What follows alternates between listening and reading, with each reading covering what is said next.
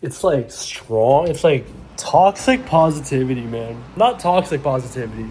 Just toxic shit is toxic regardless of if it's positivity or negativity, right?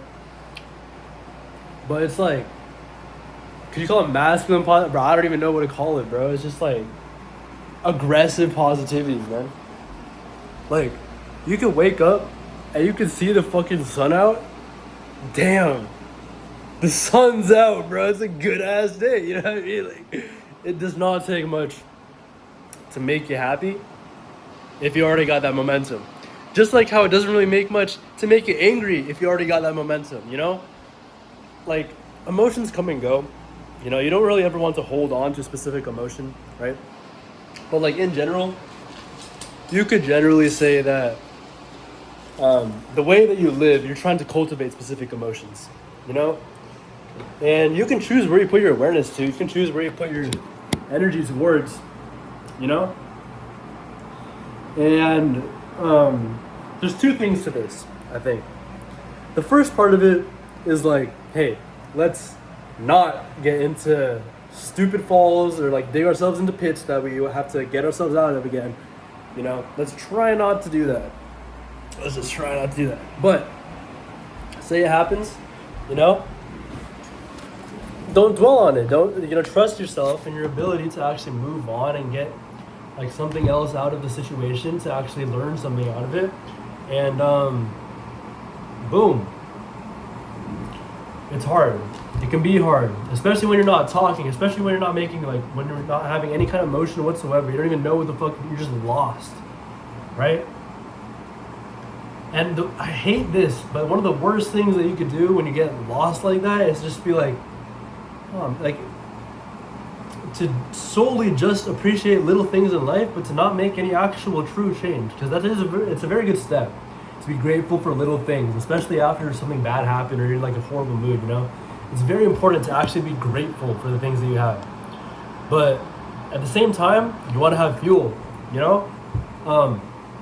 Some people make the mistake of trying to hate something or someone, you know, or hate something outside of themselves in order to get themselves to like become better. Like, oh yeah, I'm gonna, you know, some bullshit. I'm gonna bullshit. You know, I'm gonna show this guy, man. We'll see you the real tough guy. You know, it's like the only person you should be mad at is yourself. You know, and like not in a bad way. You know, it has to be in a constructive way. Like, God damn it, I'm frustrated. I let myself get into that space. You know, I allowed myself to get into a space where I did not maybe fully care for myself. Maybe some shit. You know. And so you use that, you sit on that for a second, you meditate, or especially if some anger comes to you as you're thinking about something and you're like, that just pissing me off, you know? I literally, what I do, I sit down, I record a fucking video anytime I get like pissed off, or I send a voice note to a friend, you know? Or some random person on Instagram. I will literally send a voice note to, I was on a call with some vegan dude like 15 minutes ago, arguing about veganism. And I mean, like, props to him because he made up some pretty good points. And I mean, I respectfully disagreed because I do think that if animals are raised properly, you know, it's like, it's not really that big of a deal. I definitely think it's a big deal if animals are raised like shit and they're just like, I saw this post, I think of I think it was a Tyson Foods Farms. They were like dumping chickens into a landfill or some shit and half of them were still alive. And I'm just like, can we please euthanize the animals effectively, you know, without any kind of like bullshit, like tossing them into a fucking landfill? But right, you know, aside from me talking to some random vegan dude for like 15 minutes or so, it's really that same exact way. It's like talking to someone, literally just talking to someone. It'll make you feel a lot better because generally too, a lot of times when you get mad and you get depressed, you isolate yourself. You just not want to be with anyone at all whatsoever. It sucks, but like you have to go out and at least like say something, like have something of meaningful conversation. No matter how bad your thoughts may be, no matter how hopeless you may think it is, and no matter how much you may think that something is embedded in the truth. You know, you may think something is embedded in the truth, like it's just a fact that I can't get to 6 foot 4 inches, and like man, my whole life is fucked because of that. You know, it's the truth, sure, but that doesn't mean your whole life is fucked because of that. You know, you can always control your reaction to the outcome. Maybe not the outcome itself, but so many people will get stuck up on one specific thing, maybe, or just like in general, bitter for no good reason. Even though you could literally wake up tomorrow and the sun is shining, and if it's not shining because you're like in London or some shit, hopefully I get some London viewers, but I don't think I will. Hey, at least you guys got like good mountain bike trails, right? Or like some good nightclubs. I know Boiler Room is pretty good in London. Anyways,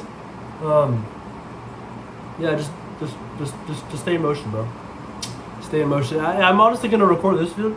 Whoa! I'm gonna record this video just because this is a single take and I have not paused yet and it's 6 minutes in, and I've recorded like 5 videos today, but all of them like I kind of messed up halfway and like I just lose my mojo. But like I'm kind of talking on this one, you know, I got my flow, so it's like, to be honest, the main reason why I got my flow on this one is just because of how insane radical positivity, aggressive positivity can actually change your life. You know, it's fake it till you make it, until you actually make it, and then at that point it's not faking it anymore because you actually made it.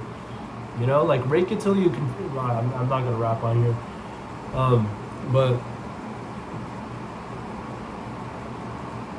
yeah, all the like any kind of haters or whatever, bro, just like shrug it off, man. Like what can people really do? You know, you can get into a shitty relationship and the person can. Someone's like trying to open my door or something. Every time I open my fucking phone. I go on the video, I go on the camera, someone's in here trying to make some noise or some ruckus.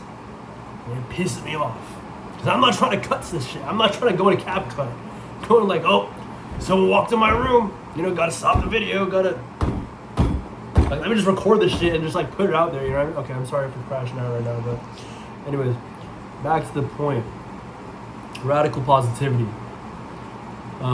I will say, if you're like not a little bit autistic or like a little bit just like kind of an idiot, I wouldn't say an idiot, but just like, you know, you gotta be vibrating at like a higher frequency for you to actually get out of a slump. Because a slump is just low frequency. It's literally like you're dead. Like, I think it was Jim Carrey who said like, when you're depressed, it means you need a deep rest. It means your body is tired of constantly playing up this persona. And maybe if you're a guy, or even if you're a girl, and you're constantly tired of putting up this like, you know, tough person persona or this helpful persona, it isn't because of the fact that you actually hate giving to people or the fact that you hate loving people or something like that. No, it just has to do with the fact that you have built up like something in your head. You've allowed yourself to be used, you know, or you've allowed yourself to be like walked over maybe, or maybe you even like did something and you just messed up and you never got over it in your own head. Regardless of what it is, it never has to do with the actual act of like providing or helping other people out. You know, almost always has to do with just that internal monologue and to be able to give forgiveness, which I think is what I'm going to end this video on. It's the topic of forgiveness because, you know, regardless of what happens, you can sit there and think like, fuck. You just also forgive the person and move on. And forgiveness is not to say that whatever the person did is inherently now perfectly right. It's okay that they did it. I'm not saying that. Whatever they did or whatever happened may be the worst shit in the world. I think you can still forgive them solely based on the concept that you're thinking to yourself, I'm forgiving this person because I'm not allowing their soul and their decisions to affect mine. You know, I'm not giving them the authority to basically like affect me in any respect because I forgive them. I say it's okay that you did what you did, and it's okay that whatever happened happened, even if you don't feel any remorse for it, even if it's, you know, like even if they don't ever pay attention to the fact that they did something bad. The fact that they did something bad is in and of itself a punishment just because of the fact that you know that they're on the wrong path, right? That's the first thing. And the second thing is, I still forgive them.